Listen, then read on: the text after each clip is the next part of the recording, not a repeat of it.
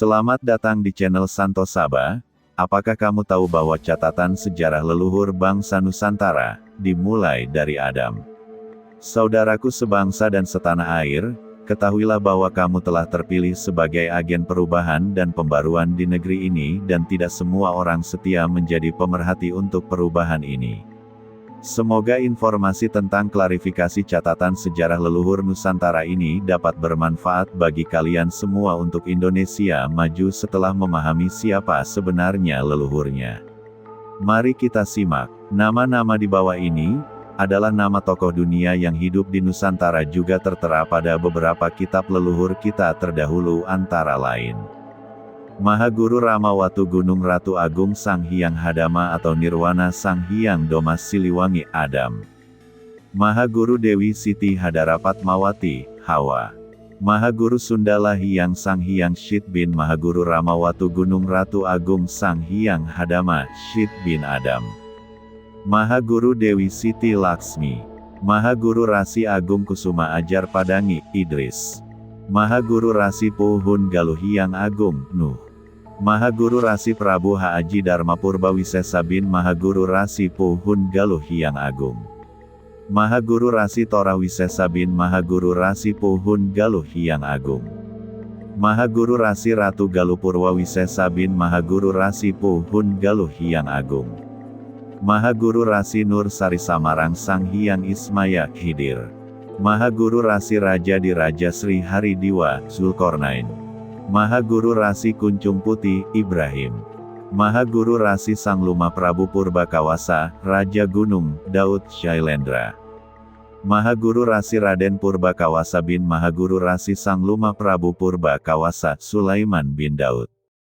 Orang yang pertama kali mengajarkan tapa brata adalah leluhur bangsa Nusantara, yaitu Mahaguru Ramawatu Gunung Ratu Agung Sang Hyang Hadama atau Nirwana Sang Hyang Domas Siliwangi atau Adam. Kegiatan tapa brata ini masa terdahulu disebut dengan samhu, yaitu sikap duduk bersila pada waktu pagi dan sore minimal 2 kali sehari. Dilanjutkan oleh Mahaguru Sundala Hyang Sang Hyang Syit atau Syit bin Adam. Kemudian Mahaguru Dewi Siti Laksmi, lalu Mahaguru Rasi Agung Kusuma Ajar Padangi atau Idris, dilanjutkan Mahaguru Rasi Puhun Galuh Hyang Agung. Kata Hun ini adalah nama asli yang kemudian dibaca terbalik menjadi Nuh. Di masa Nuh, yang pada saat itu Topo Broto disebut dengan nama Ham, istilah Islam disebut Tahanuts. Tempat yang populer adalah Goa Hiro, ini berawal dari Nusantara. Tapa brata yang ada di masa sekarang, semuanya berpangkal dari apa yang pernah diajarkan oleh Nuh. Pada masa setelah Nuh disebut dengan istilah Milhayas, digunakan pada masa sesudah kehidupan kaum Nuh pasca peristiwa banjir. Milhayas, sedulur papat kalimo pancer, ini asli Nusantara bukan dari India. Ini adalah gambaran fisik materi api, air, bumi, angin yang ada di tubuh fisik kita, dan pancer adalah kita itu sendiri. Istilah ini baru populer sejak masa akhir kerajaan Majapahit. Inilah visualisasi kontemplasi leluhur kita yang tampil di Borobudur. Kontemplasi berdiam diri, tafakur, di dalam keheningan alam bersama di dalam goa, tahanut. Leluhur kita sudah melakukannya, dan kontemplasi ini asli Nusantara, bukan dari India atau tempat lain di Nusantara. Disebut dengan Topo, bahasa Jawa, Tapa, bahasa Sunda, Tapo, Batarak Batagak Martapa, Sumatera, Upasena, Bali, Kamala, Sulawesi, Akamala, orang yang melakukannya. Dalam budaya suku Asmat, sosok Fumeripits adalah manusia pertama yang ada di bumi, identik dengan Adam atau Manu. Fumeripits adalah tokoh penting di dalam budaya suku Asmat. Ia adalah manusia pertama yang ada di bumi.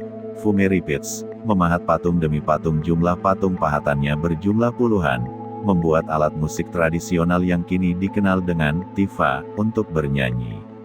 Pada saat dia bernyanyi dan memainkan tifa, puluhan patung manusia itu berubah menjadi hidup, dan dari patung-patung itulah orang Asmat terlahir. Keturunan-keturunan Fumeripits inilah yang kemudian menjadi Wowipits. atau Wowiwir, para pemahat asmat yang sekarang kita kenal yang tersebar di pesisir selatan Papua. Fumeripids menggambarkan bahwa patung dan memahat adalah suatu yang memiliki nilai sangat sakral pada budaya asmat. Inilah saat di mana mereka berkomunikasi dengan leluhur yang ada di alam lain. Budaya suku asmat mengenal 3 konsep dunia yaitu 1. Ochapini, alam kehidupan sekarang. 2. Dampu Ochapini, alam persinggahan roh yang sudah meninggal. 3. Safar, kehidupan setelah kematian, surga. Literasi kata surga ini yang tampil di relief Borobudur, tertuliskan dengan teks literasi kata Sefarga. Mari kita simak kronologis raja-raja Nusantara yang dimulai dari Adam. Pada suatu masa di bumi, pada masa kebahagiaan kedua, setelah kebahagiaan pertama Adam dan Hawa di surga, yang terusir dari surga yang begitu indah, yaitu kebahagiaan setelah perpisahan, Adam dan Hawa dipertemukan dalam takdir Tuhan, selama 500 tahun lamanya.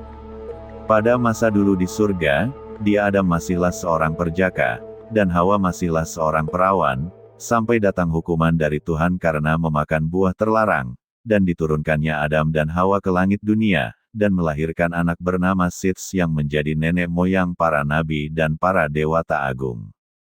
Pada suatu masa di bumi, setelah Adam dan Hawa dipertemukan, mereka menikah dan hidup bahagia atas rahmat Tuhan. Di sanalah mereka hidup, di suatu wilayah bernama Kusnia Malebari, yaitu tempat Adam dan Hawa berketurunan. Diceritakan Adam dan Hawa memiliki keturunan teramat sangat banyak, entah berapa jumlahnya, yang disebutkan hanyalah 85 orang.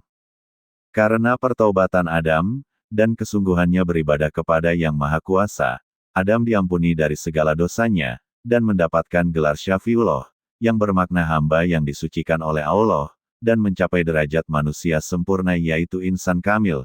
Karena kesucian hatinya, dipilihlah Adam sebagai khalifah di muka bumi, dengan gelar nubuahnya yaitu gelar kenabian. Dialah Adam nabi pertama, manusia terpilih oleh Yang Maha Kuasa, diberikannya wahyu dari Yang Maha Kuasa, berupa wahyu sebanyak 10 suhuf, sebagai bukti. Dikisahkan Siti Hawa melahirkan anak secara kembar, laki-laki dan perempuan setiap tahunnya. Lahir anak kembar, konon setiap anak yang lahir dari Siti Hawa mempunyai ciri fisiknya masing-masing. Lalu Siti Hawa pun melahirkan banyak anak. Warna kulit, jenis rambut, sampai postur tubuh, yang konon itu akan menjadi ciri bangsa-bangsa kelak nantinya. Menyingkat cerita, setelah anak-anak Nabi Adam dewasa, tepatnya setelah peristiwa pembunuhan Habil, Nabi Adam terlibat perseteruan dengan Siti Hawa istrinya, perihal perkawinan anak-anaknya. Bahwa Nabi Adam menginginkan anak-anaknya dinikahkan secara bersilang, yaitu bukan sekandungan, namun Siti Hawa menginginkan anak-anaknya dinikahkan secara sekandungan. Dalam perseteruan ini terjadilah perdebatan sengit antara Nabi Adam dan Siti Hawa. Maka kemudian mereka berdua sepakat untuk menyelesaikan masalahnya. Mula-mula dari kehendaknya Adam dan Siti Hawa tercurahlah rasa. Rasa tersebut dijadikan saksi untuk penentu bagaimana anak-anak mereka akan dinikahkan. Lalu rasa itu dimasukkan ke dalam suatu wadah bernama cukumanik. Konon cukumanik adalah suatu benda yang dibawa oleh Adam dan Hawa dari surga. Walau ukurannya kecil, benda ini bisa menyimpan apapun di dalamnya dalam jumlah yang banyak. Cuku yang berarti wadah, manik yang berarti inti. Cukumanik bisa diartikan wadah inti. Lalu ditutuplah cuku tersebut. Beberapa waktu kemudian, cuku dibuka. Rasa yang diciptakan oleh Siti Hawa berubah menjadi segumpal darah, sementara rasa dari Nabi Adam sudah terlihat bentuknya, berupa sesosok jabang bayi. Semua sifat kodrat dan wiradatnya sama seperti anak-anak Adam lainnya. Semuanya sama, sum-sum, tulang, kulit daging, dan satu keajaiban lahir bayi bercahaya nubuah, atas izin Yang Maha Kuasa. Semua sifat dari Nabi Adam menitis ke sosok bayi itu, diberi namalah bayi tersebut, Shits yang bermakna pemberian Tuhan. Nabi Adam dan Siti Hawa sangat bahagia dan menyayangi Shits. Dalam kutipan ini jelas kelahiran Nabi Syeds lahir secara gaib, di luar nalar pemikiran. Terlepas cerita ini benar tidaknya, saya mengembalikannya pada Allah Subhanahu wa Ta'ala. Dialah yang Maha Mengetahui segala sesuatu. Setelah terlahirnya Syeds, di suatu hari ada sebuah prahara, berupa badai angin kencang. Sepertinya angin ini tak sewajarnya angin biasa. Semua orang kalang kabut akan angin tersebut, dan berusaha menyelamatkan dirinya masing-masing. Setelah angin ini reda, dilihat cupu manik raif, yang menjadi pusaka dari Adam Hawa, hilang entah kemana. Rupanya cupu tersebut terbang secara gaib, menuju Samudera Bahrul Ahli, tempat sang iblis bersemayam. Dan jatuhlah cupu tersebut ditangkap oleh sang iblis Azazil. Rupanya angin pun, merupakan ciptaan dari iblis Azazil. Kembali ke Kusnia Malebari, semua anak Adam telah dinikahkan secara silang, jumlahnya 37 pasang dari 76 anak Adam Hawa. Namun ada 3 kembaran yang tidak menuruti perintah Nabi Adam. Mereka, 3 pasang itu tidak mau dijodohkan secara silang, dan lebih memilih jalannya sendiri dengan menikahi adik sekandungannya, atau sesama kembarannya. Mereka adalah Kabil dengan Iklimah, Abdul Haris dengan Dayuna. Mereka menikah dan terusir pergi ke arah timur laut. Ada pula 1 pasangan kembar yang memilih menikah, dengan adik kembarannya yaitu Lata dan Uzwa. Nama Lata dan Uzwa ini yang terkenal di Timur Tengah sebelum masa Islam sebagai patung yang menyimbolkan atau menggambarkan nama tersebut untuk penyembahan. Konon mereka pergi ke arah timur. Ada pula anak dari Adam Hawa, yang berbeda ciri fisik buruk rupa, dibanding anak-anak lainnya. Mereka mempunyai telinga yang panjang, yaitu Akjud dan Makjud. Kedua nama ini yang berkaitan dengan nama Zulkarnain dalam kisah setelahnya. Konon mereka terusir entah kemana tujuannya. Cerita lain tentang kisah Adam. Asal-usul Sang Hyang Manikmaya, Batara Guru. Cerita ini merupakan cuplikan dari ringkasan Kitab Paramayoga oleh Ki Sondong Mandali. Kitab Paramayoga itu sendiri ditulis oleh R.Eng. Ranggawarsita. Beliau menulis kitab Paramayoga konon terinspirasi serat kanda yang ditulis oleh kakek buyut beliau yaitu R.Eng. Yasadipura I.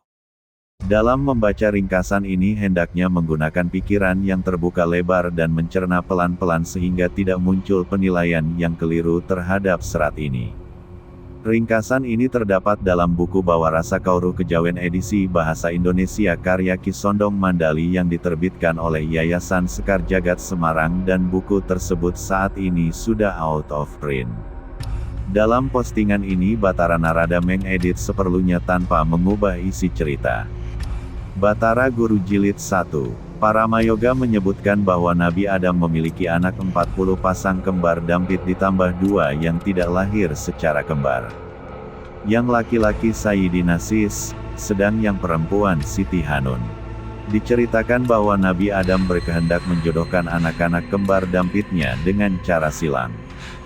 Namun Siti Hawa, istrinya, menentang dan ingin menjodohkan anak kembar dampitnya dengan pasangan masing-masing. Alasannya sudah merupakan ketentuan takdir dijodohkan sejak dalam kandungan.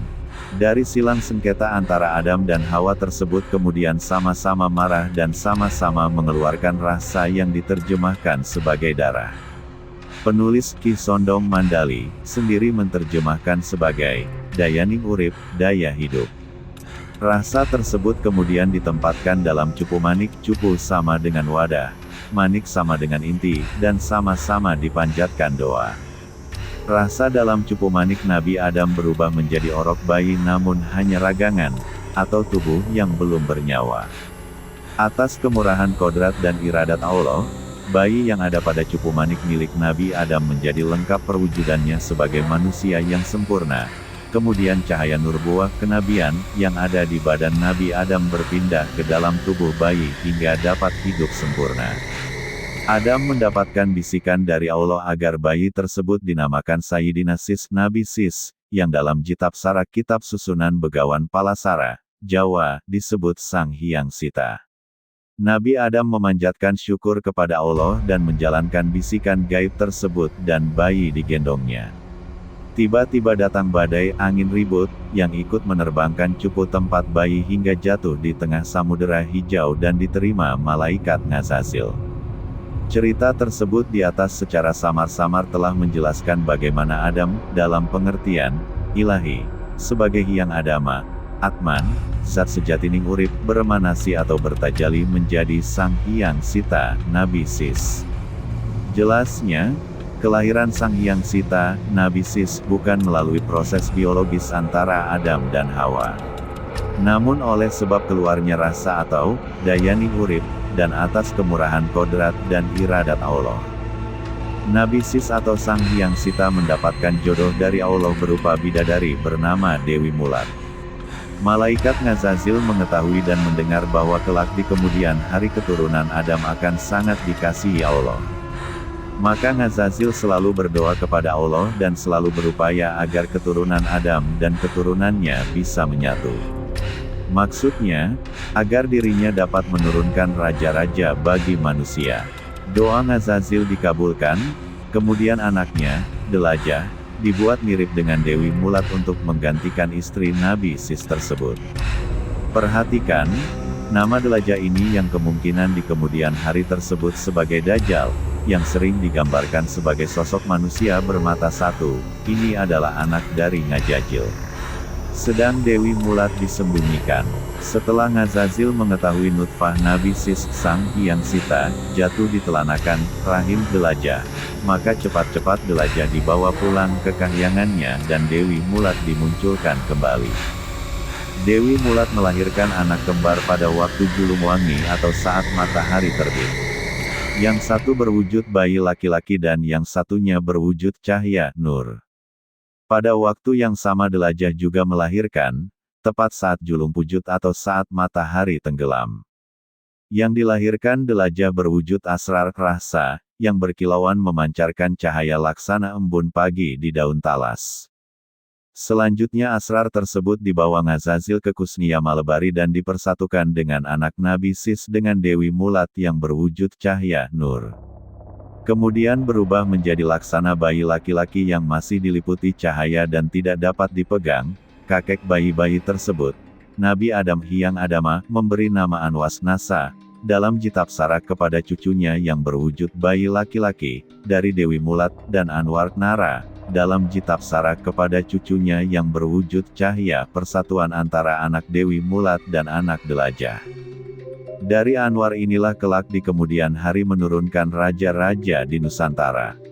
Sayyid Anwar tekun beribadah kepada Allah sedang Sayyid Anwar gemar bertapa dan berkelana hingga bertemu dengan malaikat Ngazazil dan berguru kepadanya. Sayyid Anwar mendapatkan berbagai ilmu kesaktian. Bisa berubah sebagai laki-laki atau perempuan, bisa menghilang dan kasat mata tidak bisa diindera. Juga bisa terbang ke angkasa dan masuk ke perut bumi. Ketika Sayyid Anwar pulang dan bertemu Nabi Adam, maka kakeknya melihat berubahnya perilaku cucunya itu. Nabi Adam paham bahwa perubahan itu dikarenakan ulah Ngazazil dan berkata kepada Nabi Sis, bahwa kelak Sayyid Anwar akan murtad dari ajaran agama yang dipeluk kakek dan ayahnya. Kisah Sayyid Anwar, Sang Hyang Nur Cahya, tersebut juga dengan samar-samar mengisahkan proses beremanasinya Sang Hyang Sita, Nabi Sis menjadi Sang Hyang Nur Cahya, Sayyid Anwar. Meskipun kelahirannya melalui ibu, Dewi Mulat dan Delajah, namun jelas sekali bahwa Dewi Mulat bidadari pemberian Allah, sedang Delajah, anak malaikat Ngazazil. Para mayoga tidak secara jelas menguraikan tentang malaikat Ngazazil dan bagaimana ceritanya bisa punya anak bernama Delajah. Disinilah kehalusan pujangga Jawa dalam menukil ajaran Islam tentang Allah dan malaikat.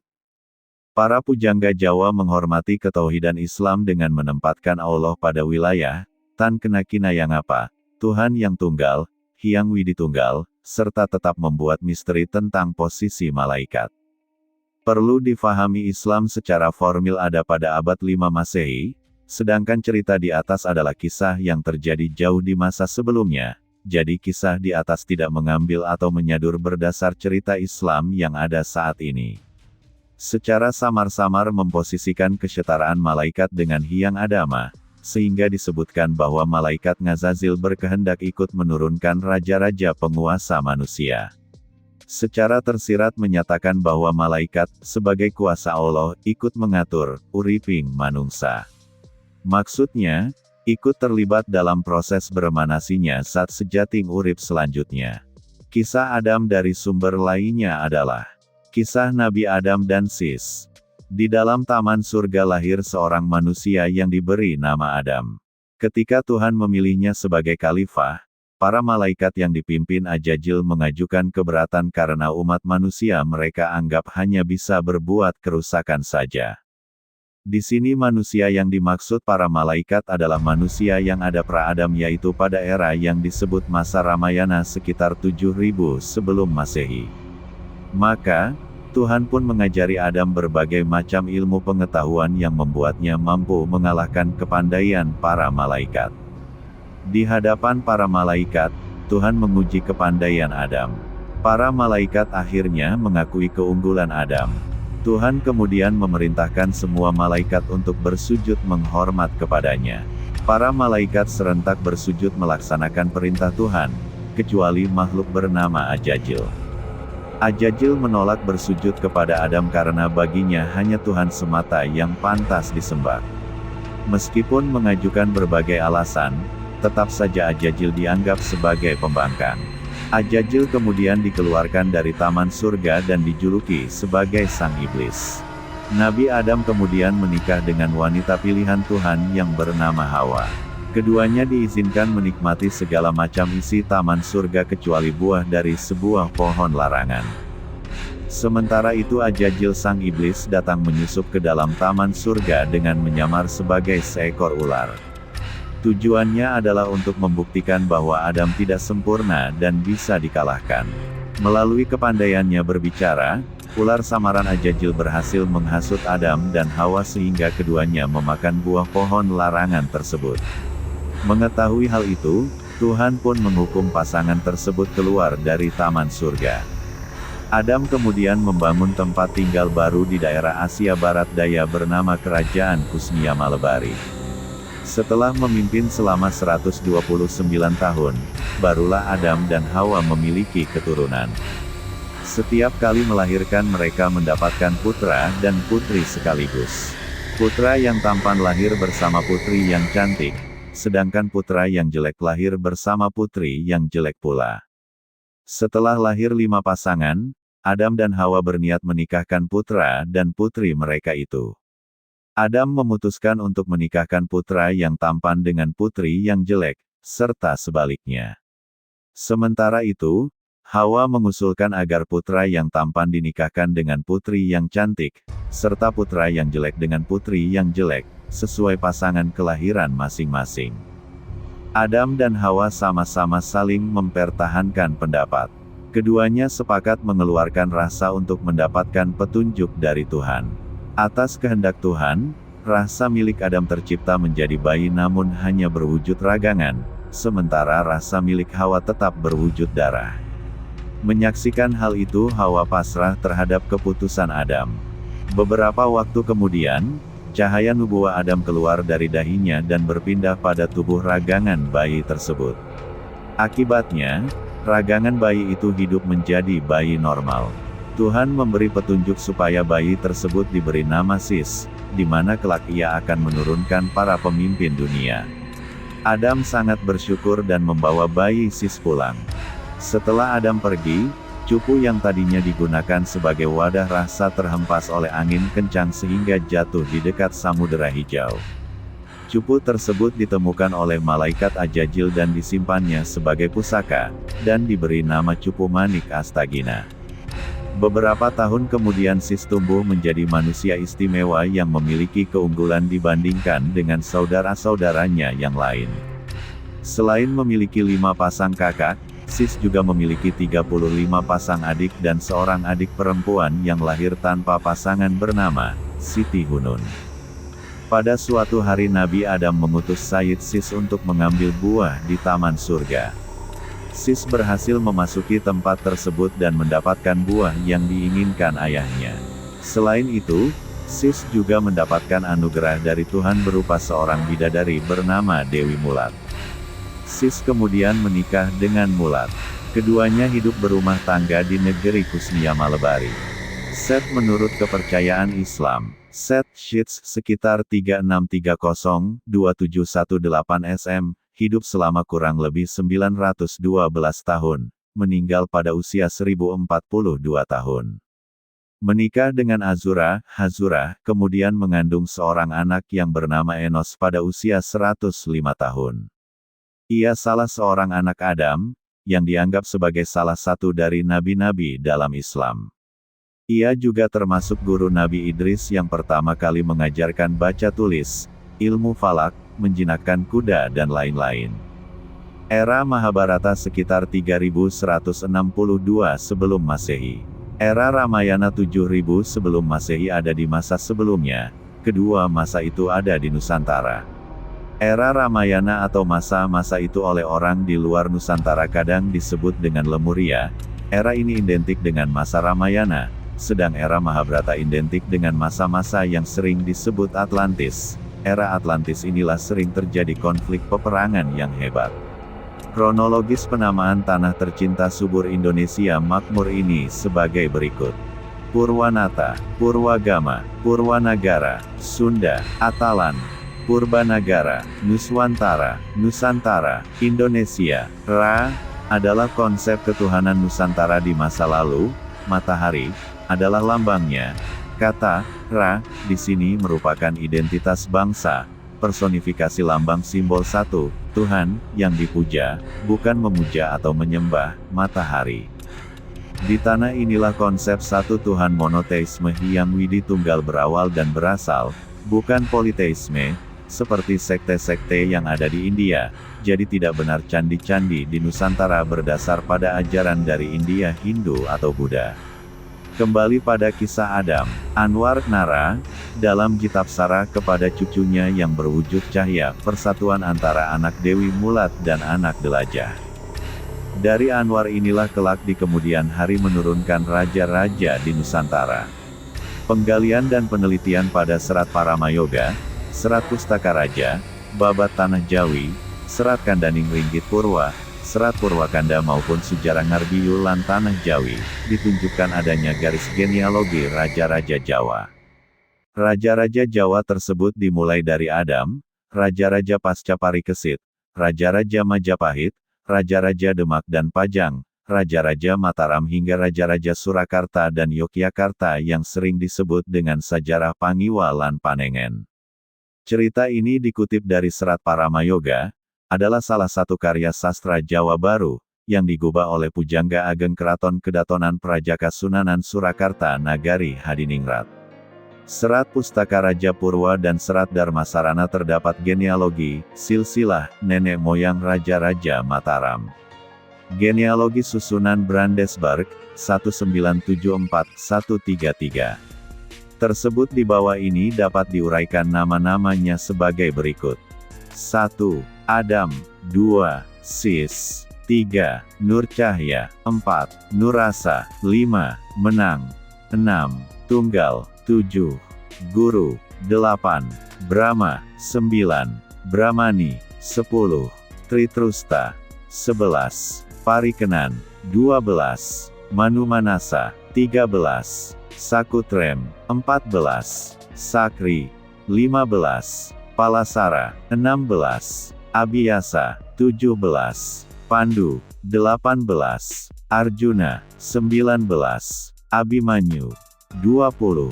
Parikesit atau Dipayana, 739 Saka atau 5384 sebelum Masehi. Prabu Parikesit bertahta 37 tahun. 21. Udayana, 22. Gendrayana, 23. Jayabaya, 24. Jayamijaya, 25. Jayamisena, 26. Kusumawi Citra, 27. Citra Soma, 28. Pancadriya, 29. Anglingdriya, 30. Suwalacala, 31. Mahapunggung, 32. Kandiawan, 33. Resi Gentayu, 34. Lembu Amiluhur, 35. Panji, 36. Kuda Lalean, 37. Banjaran Sari, 38. Munding Sari, 39. Munding Wangi, 40. Pamekas, 41. Susuru, 42. Prabu Anom, 43. Adaningkum, 44. Ayam Buruk, 45. Lembu Amisani, 46. Bra Tanjung, 47. Brawijaya, 48. Bondan Kejawen, 49. Gentas Pendawa, 50. Gede Selah, 51. Gede Ngenis, 52. Pamanahan, 53. Senapati. Kerajaan Ngastina ada pada zaman Kalabrata. Di era inilah saat dibangunnya bangunan megah di tanah Jawa bernama Buana Sakapala, kini ternamakan Borobudur. Rakai Panunggalan 702 Saka 722 Saka 5416 sebelum Masehi. Tahun 705 Saka atau 5418 sebelum Masehi, rajanya Prabu Sudana bertahta 29 tahun. Pada tahun 5391 sebelum Masehi mulai dibangunnya bangunan megah bernama Buana Sakapala di Java, kini terpublikasi bernama Borobudur. Kemudian setelahnya pada 5082 sebelum Masehi dibangun Candi Megah dengan 3 induk bangunan utama di lokasi dekatnya bernama Paranata, kini terpublikasi bernama Prambanan. Jadi 2 bangunan megah di Javatripa itu dibangun sebelum era Mahabharata terjadi, dan leluhur kita sekitar 3000 sebelum Masehi sudah berada di India, yaitu yang disebut bangsa Arya, Saka atau Cakya, orang Eropa menyebut dengan Scythia. Leluhur kita menulis Veda di India sekitar 1500 sebelum Masehi, yang di kemudian hari di tahun 500 sebelum Masehi ajaran Brahmana atau budaya Veda dari leluhur kita menjadikan terlahirnya ajaran baru Buddha dan Jaina, baru kemudian Hindu plus Isme di era kolonialis Inggris di India terlahir secara formal Hindu yang merujuk pada agama. Di Nusantara terdahulu di mana kaum Saka, Cakya atau Arya sudah terdapat kerajaan-kerajaan antara lain. Tapi sebelumnya kita harus pahami sekali lagi bahwa penghitungan awal tahun Saka bukan dihitung dari tahun 78 Masehi. Juri Lina Swedia 2004 menulis bahwa sejarah Indonesia bukan sejarah asli karena sudah dibengkokkan atau dikaburkan oleh Belanda, Architects of Deception, The Concealed History of Freemasonry. Pembelokan, pendistorsian, pengaburan bahkan, penghilangan masa lalu leluhur kita sudah terjadi dan berhasil, putuskan pengetahuan leluhurnya lalu kuasai. Mari kita simak, penghitungan awal Saka tahun 78 inilah yang menjadikan angka tahun peradaban dan kerajaan-kerajaan menjadi muda, dan lebih ke belakang lagi sejarah maju Nusantara Indonesia terdahulu menjadi hilang sebelum tahun itu. Bahkan sudah ter-labeling kerajaan-kerajaan Nusantara, situs-situsnya juga ajarannya berdasar dari India. Kapan dan siapa yang membawa ke sini? Apakah ada jawabnya? Fahami, ini proses Indianisasi Nusantara berkat jasa George Coedes, induk dari semua referensi, copy paste, sembrono para sejarawan tanpa mengkaji ulang. Awal tahun Saka adalah 6123 sebelum Masehi. Tahun 734 Saka atau 5389 sebelum Masehi rajanya Prabu Yudhistira, bertahta 5 tahun. Tahun 739 Saka atau 5384 sebelum Masehi. Rajanya Prabu Parikesit di Payana, bertahta 37 tahun. Tahun 772 Saka atau 5352 sebelum Masehi rajanya Prabu Yudayana, bertahta 15 tahun. Rakai Warak 722 Saka 741 Saka, 5401 sebelum Masehi. Rakai Garung 741 Saka 760 Saka, 5382 sebelum Masehi. Rakai Pikatan, 772 Saka 778 Saka, 5351 sebelum Masehi. Rakai Kayuwangi Diah Lokapala, 778 Saka 808 Saka, 5345 sebelum Masehi. Kerajaan Ngastina, tahun 785 atau 5338 sebelum Masehi, rajanya Prabu Gendrayana. Setelah tahun ke-800, pindah ke Mamenang, bertahta seluruhnya 20 tahun. Terima kasih telah menonton video ini. Semoga informasi tentang klarifikasi catatan sejarah leluhur Nusantara dapat bermanfaat bagi kalian semua. Jangan lupa untuk membagikan video ini kepada teman-temanmu, dan untuk terus memperluas pengetahuan kita tentang sejarah dan budaya Nusantara, kamu bisa menulis komentar apa pendapat kamu. Juga pastikan kamu sudah like dan subscribe channel kami untuk mendapatkan update tentang video-video terbaru kami. Terima kasih.